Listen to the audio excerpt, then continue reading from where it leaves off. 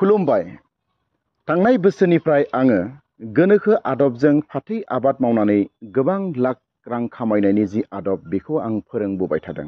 देग्लायबो आङो माखासे आबादारिफोरखौ आङो फाथै आबादनि सोमोन्दै एवारनेस लाबोदों आरो फोरोंबोबाय थादों आरो ट्रेनिं होदों। जों बयबो मिथिगौ फाथै आबादखौ जोङो ट्रेडिसनेलि जों बयबो मावो। नाथाय बेखौ गोनोखो आदबजों मावनानै जे गोबां लाख रां खामायनो हायो बेखौ नाथाय गोबां मानसियानो मिथियामोन। दा बेखायनो जोङो गोनोखो आदबजों खम हायावनो जोंनि कनसेप्टआ जाबाय इसेल' हायावनो जाहाथे फाथै आबाद मावनानै गोबां रां खामायनो हायो जों बेखौ फोरोंबोदों। आरो जोङो बयबो ट्रेडिसनेलि जोंनि फाथै आबादा गय दंफाङाव थायो, नालेंखर दंफाङाव थायो बा बायदिसिना दंफांफोराव थायो। नाथाय बै दंफांफोराव गायोबा जोंहा गोबां मुलाम्फा जायो नंगौ।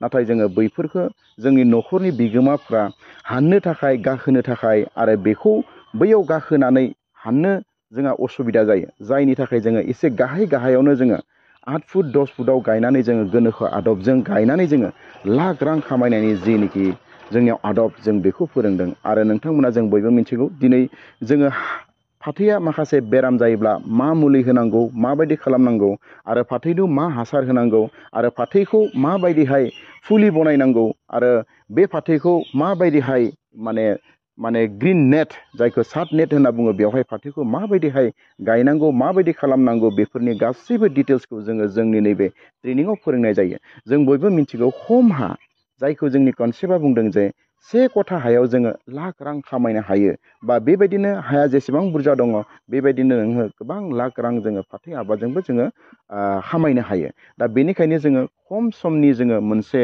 ट्रेनिं जों हाबाफारि लादों। नोंथांमोना आङो आंनि कन्टेक्ट नाम्बारखौ बेवहाय होदों। बेवहाय कन्टेक्ट खालाम, जोङो सम बायदियै टाइम टु टाइम जोङो ट्रेनिं जोङो लागासिनो दङ। आरो बे ट्रेनिङाव नोंथांमोना फै आरो फाथै गायनायनि जिनिखि आदब, गोनोखोआरि आदबजों फाथै गायनाय, बे फाथै गायनाय आदबखौ नोंथांमोना जाहाथे सोलोंनो फैयो। आङो आंनि भिडिअनि गेजेरजों बेखौनो खावलायबाय। गोजोन्थों।